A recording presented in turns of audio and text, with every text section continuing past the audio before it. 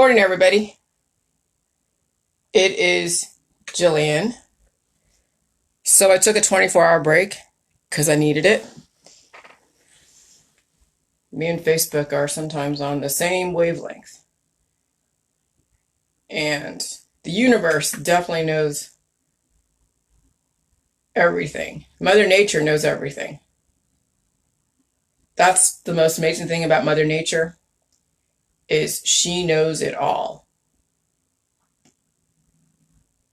So anyways, I had to get some clarity because it's been a majorly emotional last 2 weeks. Ever since May 26th, when everything was going insane. And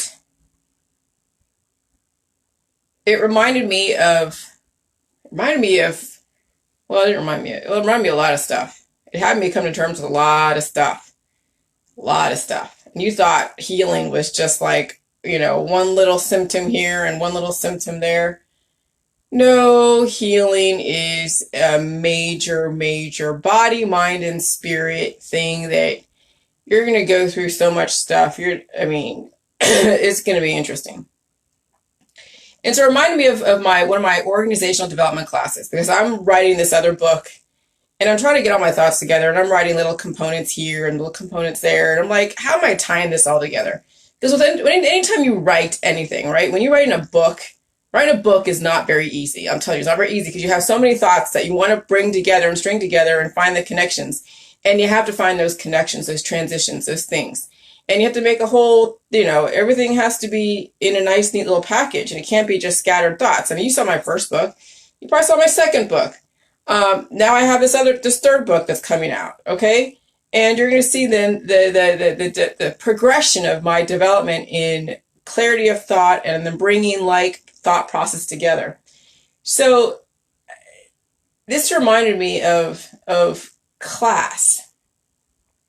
Okay. Of class in writing, and then and class like in college. Because I want to write about certain things, some aspects of my life, to have people understand how I came up with all of this and what my thought process is. Because really my background has everything to do with the Jilly Juice, like everything. Because from the micro level to the macro level, okay, your individual, how you operate is basically an aspect of the microcosm. And so once I understood how I operated, I had to actually go through my experiences. And one of the things I remembered was in college, and it was like at Chapman, my organizational development and leadership class about individualism versus collectivism, and how we needed to talk about that. And I really didn't know too much about it. All I knew was a collective was like about a bunch of people and an individual was like one person. But I never understood the bigger picture, because you're never going to understand the bigger picture until you understand the bigger picture. Okay. And so me talk about the micro level and the macro level with the J juice and with society and with the cells versus the body. Okay.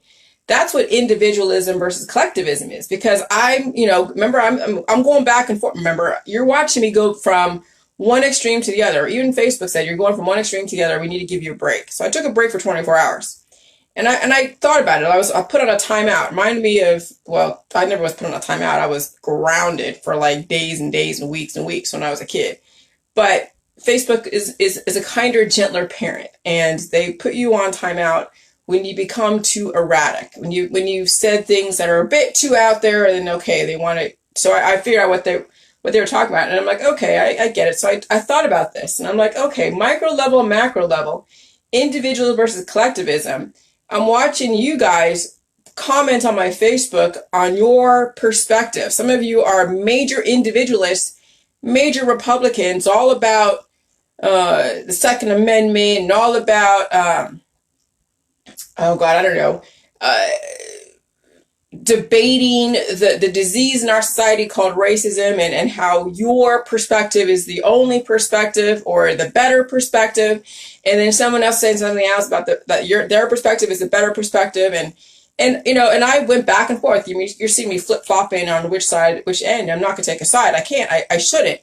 The only side I take is side of life. That's the only subjective aspect of JJ's, that we take the side of life. Everything else is just totally like, okay, it's all superfluous. And so one of the guys on my Facebook, John, not John Gordon or John Oates, but John Gordon, he's someone I know from California, a friend of a friend.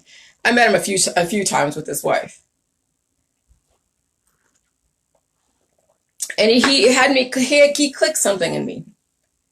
He was talking about how, he was posting about what BLM was saying, as far as their leader, and then his purpose about the greater good, or how it's not about the greater good. He doesn't like that term, the greater good. And I'm like, you know what? Micro level, macro level, individualism versus, collectivism. You have a cell in the body, which we're going into we're learning about cells as far as the JJ's and how cells operate, and then how it's part of the greater good. Okay? I mean, you're not made of just one cell. You're made up of billions and trillions of little cells that make up the organs, and the organs make up a system. The system makes up the human body, and everything has its functions. And I'm like, this right there, when the liberals are so about the collective, and they're all about, we got to bring everybody together, and we have all this way of, you have to be, and you have to think about this guy and this guy and this guy, and everyone needs to be lifted up, and da da da da. And I'm like, okay, I mean, that's great, and yeah, that is true. We do need to work together, and we need to help each other out. But then the individual is also responsible, because you can't have a cell that's all messed up in your body just not pulling its weight. And then you have a cell from over here trying to help it when it has really no business doing that, because it doesn't have the capacity to make a cell that's all messed up all healthy. And so it's a balance of the individual, and that's the micro level versus the macro level. And then when you see how the macro level is dealing with individual cancerous cells, when you see how that's no different than seeing all the crappy stuff that goes on out there, as well as your cancer, disease, and chronic illness. There's a major connection. Okay, so when I'm breaking down the words equals drugs, and then positive and negative reinforcement, PTSD, and all of that, we as a society in the collective part, the liberal part, are trying to use drugs and trying to use words to force a person who is not whole to comply, to assimilate to something that it's not innate. And so when a person is not whole and they have issues, and then you want them to assimilate to a specific ideology or purpose, that's when they use positive and negative reinforcement. They use words and triggers and trauma to get people to move and act. And that is the essence of psychology. That's the essence of psychiatry. That's the essence of the holistic allopathic, is taking someone who is not whole and forcing a square peg in a round hole. And then you have revolutions. And you see these revolutions right now. Right now, we're watching a revolution right now. A revolution is a revolving door. You keep repeating the same mistake over and over and over again. It's different parts of the body. Like when you have cancer, disease, and chronic illness, that's a revolution of the body. When you're watching total civil unrest, that's the revolution of the society, because of each individual person totally messed up. And so that's where the connection is, of why you're not going to see a major change in our society until each individual has completely aligned their body, mind, and spirit in a major way. And so, everybody can point out all the little, the little idiosyncrasies and the cancers and the diseases and the chronic illnesses in our society. You can debate all day long all the different remedies. You can debate all day long how to fix a problem, whether we have, law enforcement or not. And you're seeing the balance of the individual versus the collective. And it's always going to be that debate until each individual person really gets their body, mind, and spirit, really aligned. Because it does that. That's when That's when you're purging out the traumas and you're purging out the PTSD to where whatever problem you had, whatever it is, it doesn't exist anymore. And that's a long process, because you're seeing right now with people on the J juice, it takes a while for them to get to a certain point. There's only a handful of people that are really expressing their journey. Some of you are loving the J juice and you're recommending it, and your friends are going into my group, but your friends aren't saying too much about it publicly, and I understand that. But the few people that are giving you guys seeds of possibility, that is letting you know that yes, this Jilly Juice does work, because we're all connected. We all have the same body, mind, and spirit. Okay, we have different components are not working based upon your predispositions, but the few seeds that you get from me, the few seeds you get from other testimonies that you're seeing on my Facebook that I put out there from people, or people's testimonies that they put up themselves, that should be some kind of clue that there is a possibility of a very peaceful, harmonic society. It's not based upon forcing somebody or drugging somebody into submission. It's based upon the fact that there can be a collective, universal healthiness to where everybody is mostly aligned in the biochemistry, and that is possible. Now, is it a reality right now? Oh, hell no, obviously not. And so the whole thing with the J juice is understanding that those three have to be connected with a specific chemistry. And, and if you're always sacrificing your heart for your lungs, which you can't do. If you're sacrificing your appendix for your digestive system, for your heart or your lungs, it's going to bite you in the ass. So when people have shows and YouTube accounts and blog sites where they're sacrificing their fellow man so they can get ahead, that's no different than when you go to the hospital and you get your appendix taken out, or you get chemotherapy or radiation. I mean, you're sacrificing a lot of your body so that way you can get rid of some of the cancer cells. But that's what you have to understand when you're watching stuff that goes on in mainstream media, on the TV talk shows, the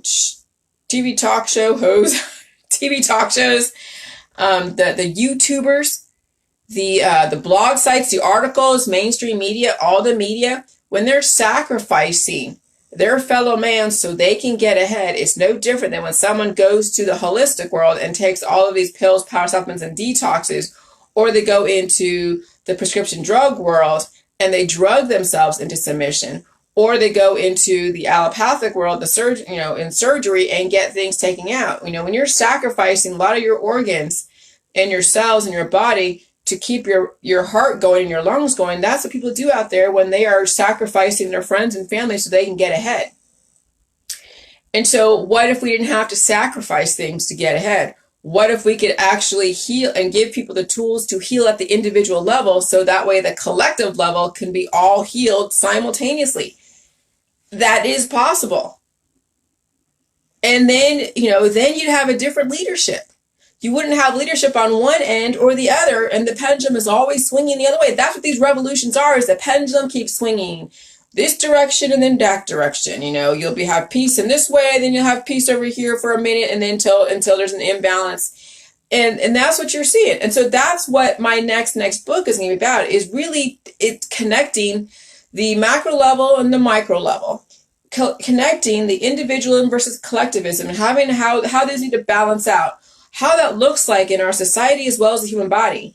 And then using words like love and hate, no different than taking a prescription drug so you can beat yourself into submission. I mean, that's essentially what's going on, is the drugs is basically beating people into submission. Using the word love and hate is mind control people into submission. Okay? And then you are accepting bad behaviors out there because you are tractor beaming your friends and family to buy your agenda. So that's why the Jilly Juice is the way it is. Because, as far as the group, because we're not telling anyone what to expect. We're not trying to program anyone into any specific way. We're not trying to use love. We're not trying to use hate. We're not trying to sacrifice anybody. Okay? We're not demonizing anybody or a place. I mean, we're under everything has a place, but it's about balance, and everything has an appropriate place. And of course, we're not giving any remedies in my group, because that is the reason why you are where you are, is because of all the remedies you've been taking. And then people will then come up with their own. They'll come up with their own ideas. They'll come up with their own way of living their life, because everybody has different circumstances out there that we can't possibly know or even have some kind of opinion on of what someone should do, because it's your life. You know, my situation is not the same as somebody else's situation as far as how J-Juice is going to be applied in my life or in their life. And so you guys tell us what it is that you're feeling, experiencing, and doing, and, you know, what are your dreams for the future? Not all of you are going to be promoting J-Juice. I'm okay with that. That's not your journey.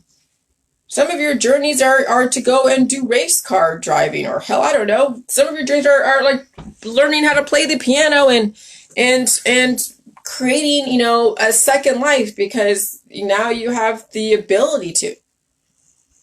The whole point, J-Juice, is for you to realize that you do have the power over your body. You're not subject to sacrificing parts of your body for the common good.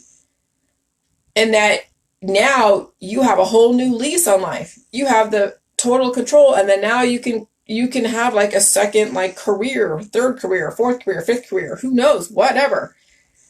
Okay? And then you're on your way. You don't need to keep checking back in with me or us. Some will, some won't. I mean, it's some people come back years later like, oh my God, I used to be this way, now I'm this way. I'm waiting for those to happen. And so I really, you know, because this last couple weeks is like a major symptom. It's a cancer. The last couple weeks, it's like when, you know, when cancer rears its ugly head, and then people are trying to go and throw chemotherapy and cannabis at it, trying to anesthetize it. So right now we're in the anesthetization stage. The major inflammation has died down. I mean, but now it's coming up over there in Europe. Now London is having its own civil unrest. Okay, so we just had the COVID. China had the COVID. We watched all of their COVID stuff. Came over here. We're having like, oh my God. And then all of a sudden, man, this thing happened. And so we're now on the after, you know, we're dealing with the initial inflammation. Now we're in the anesthetization, debating on a remedy. Okay. And so you're going to watch the same thing happen in our politics and our government, as far as debating on a remedy, a solution. That's no different than when you go into one of those holistic groups and everyone's asking, what do you do for this? What do you do for that? What do you do for this? Debating on what kind of remedy to deal with some kind of disease. And racism is a disease because it's a snap judgment. It is a snap judgment based upon gossip, hearsay, and physical characteristics, to where you elicit an undesirable behavior or a desirable behavior, like, you know, preference. Anytime you show preference, whether it's love or hate, doesn't matter what it is, you show public preference over somebody else. That is racism. When you sacrifice or when you mind control someone into your line of thought, that is a racism. Because you're taking something, you're taking like your behaviors and you're projecting a judgment on somebody, and you're treating them accordingly, treating them as such. And so you see that, you know, with, you know, you happen with Dr. Phil. You know, they were definitely treating me very, very badly. No different than what some people experience out there with law enforcement. Complete judgments over things they did not know. And then they throw each other to the wolves. That's what happens right now. Is that people are making a living throwing each other to the wolves. Like I'm watching right now a YouTube. I'm not going to say the names because it's like so close to home. But this one YouTuber is in a row with another YouTuber that I've had experience with. And I'm just like, wow, this looks familiar. I'm staying out of this one, but I know exactly what these two are going through. And it was so like, the situation was so similar. They're bringing the lawyers in, they're bringing, oh my God, it's insane. And I'm like, wow. But that's what it comes down to. When you're sacrificing somebody, and then somebody wants to defend themselves, and then it goes back and forth, and then finally somebody has to step away. Okay, and then so that's what goes on in our side. But whenever you practice, no matter what, whenever you practice a slamming of somebody where it's an obsessive slamming. Now, I've been focusing on Dr. Phil because that video is out there. I don't care about Jeff Holiday. He's kind of whatever. He is who he is. He makes money. He makes money on sacrificing people. So, I mean, that could be a slam, but that's what his whole formula is finding the pseudoscience and slamming the people. Okay, fine. That's his prerogative. Dr. Phil created the space to throw people to the wolves. So I will point out, I don't need to really defend anymore, but I will point out that kind of formula that is very, very, I would say, detrimental to our society. But I don't obsess over it, but I think that finally I have debunked everything that Dr. Phil has said. But my whole point is when our society is all about sacrificing and obsessing over people, no different than when you obsess over parts of your body, when you obsess over your boobs, you obsess over, different aspects of your body, then it's like a very tunneled, imbalanced way of not getting the whole, where you are really focusing on a component. And then it speaks to then your imbalances, okay?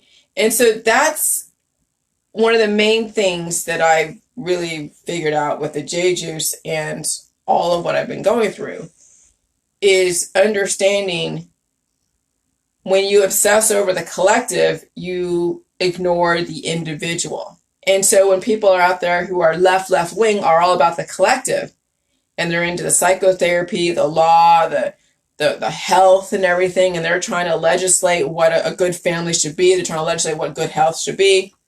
They're trying to legislate what a good society should be.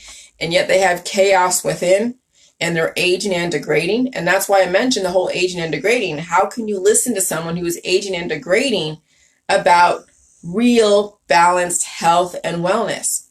And so that's what I'm pointing out is that the collective, the liberal left is all about the collective, about the greater good, but they've ignored their own body, mind, and spirit.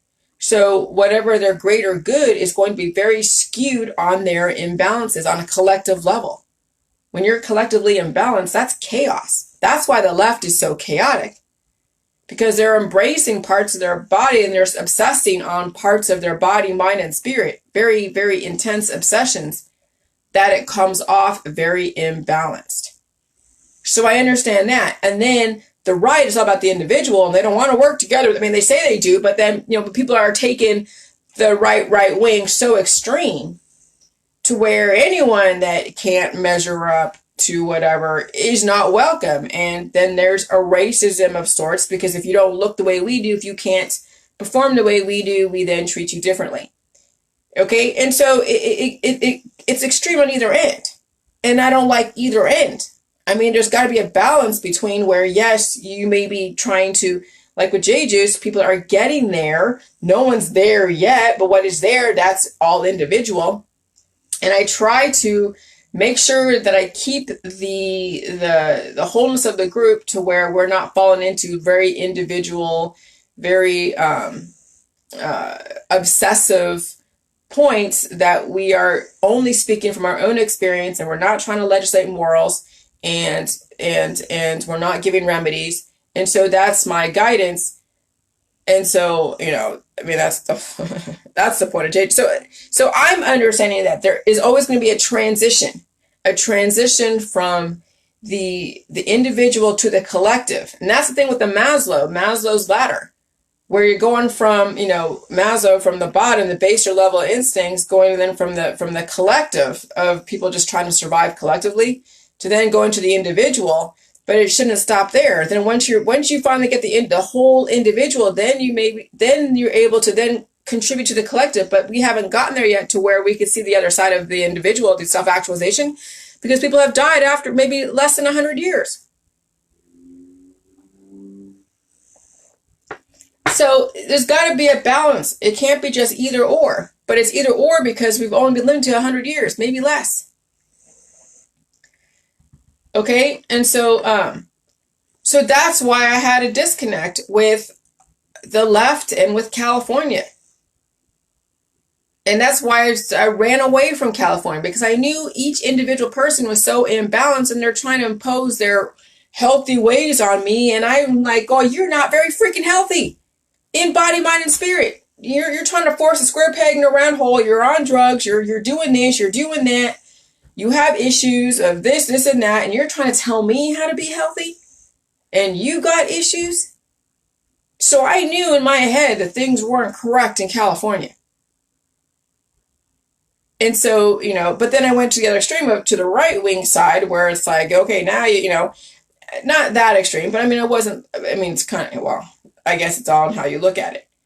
But even then that, you really can't live in that world, because not everyone's going to measure up, and then you become, they're very exclusive, and that's where the cliques come. The right wing is like all about cliques. Very homogenous. And so, how the human body actually works is where it understands and takes a pulse of the environment. You're going to have fluctuations in all of your body, mind, and spirit. And you're going to have, cell regeneration. You're going to have, autophagy and apoptosis. And you're going to have to upgrade. And you're going to have to be able to adapt to the atmosphere and the conditions. And it's not always going to be homogenous and peaceful and whatever. You're going to have to adapt. Sometimes the environment becomes aggressive. Yeah, let's say you have a bunch of comets or a bunch of meteors, or you have a volcano. It's not always going to be peaceful in the way that you expect. And so adaptation is probably one of the most important components of Jeju's. Can you adapt to the COVID? Can you adapt to the imbalances out there? What I had to deal with the last 9 days was pretty intense. That was my adaptation. The last 9 freaking days was an adaptation since May 26th. Jesus. Why is the springtime so intense on Jeju's? Because it's a period of renewal, right? But yeah, so I had to deal with my adaptation. But, you deal with it, and then it's done with. You will never have to visit again, because I've dissected every part of racism. I understand racism is broader. It's broader than just skin color. It's snap decisions showing preference, and then using the word love and hate to mind control people, and then using drugs to biologically control people, and then try to mold them in a specific way based upon your expectation of what normal is. And then we have people in the hospitals and all these different doctors trying to legislate morals and trying to say that, this is what healthy is, and they're aging and degrading with chaos inside. How can they possibly know what good health is or what a good family is? The only thing they know how to do is force a square peg in a round hole and hope for the best, and then wonder why society is chaotic right now. So I've had a lot of reflection for the last 24 hours. I thought about how I was going to write this next book, because I have a lot to say. I don't want to come off slamming anybody. My parents aren't horrible. They're not horrible people. They have different ways of doing things, and they were taught by their parents and by society. And, I had to step away because there was no relationship there. I think I'm on email with my dad. That's about it. I've given that option to my mother, email and phone calls, and that's not an option for her unless I follow a directive that I'm not going to do, because I think if you're going to have a relationship, both people should have a say on how that relationship goes, not one person dictating.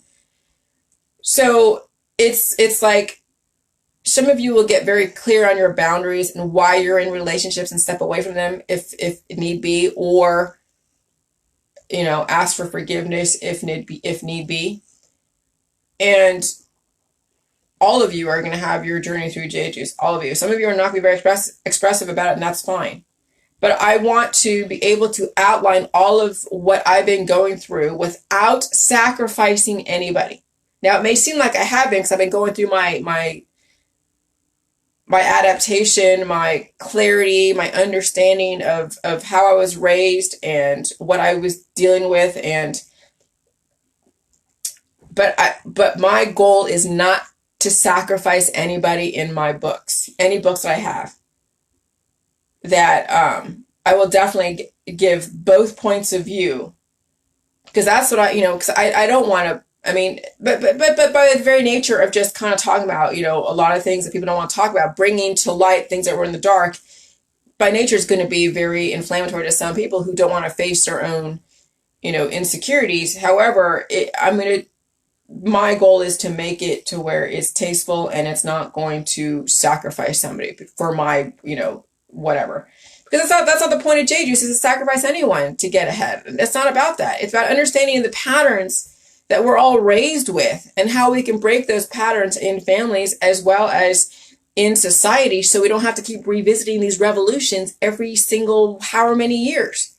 What was the last riots? Was in 93, and now we're in like 2020. Okay, why should we do this every 30, what is it? Every, how old was I? It's like 18. Every 20 years? Okay. 25 years, 30 years, 40 years. I mean, we shouldn't have to be revisiting this stuff every 50 years. At some point, we're going to stop revolving and start evolving. So there's my little chat for the day. And it took me 4 years to get to this place. 4 freaking years. But I was 3.5 years of it, I was on the pink salt. Because the recipe has changed. So imagine you being on the white salt, where now you don't have to wade through all those heavy metals in the pink salt, or minerals. And you get the healing faster because you've upped your intake of nutrition. You're aware that maybe you have an imbalance in your fatty acids and maybe you need more fat, so you eat more food. You're not in a diet and you drink the J juice. Or if you are obese, you kind of cut down on the carbs and the sugars, but you still have them and you drink more of the J juice, and you balance out your biochemistry to get the desired result, which is balance and proportion, not overly obsessing over any one part of your body. Going with the flow. If you're going to have an emotional day, have an emotional day. I've had emotional days where I'm just like, holy crap. And you've seen it going through this whole adaptation to what's going on in society. Okay? But yeah, I mean, Facebook can be very, very toxic to some of you, and some of you are in a very sensitive stage where you don't want to absorb that energy. Some of you already have the blocks where you can actually look at the energy on Facebook and you're not affected. Like, I can now read certain things and I'm not going to go and purposely put myself in poison.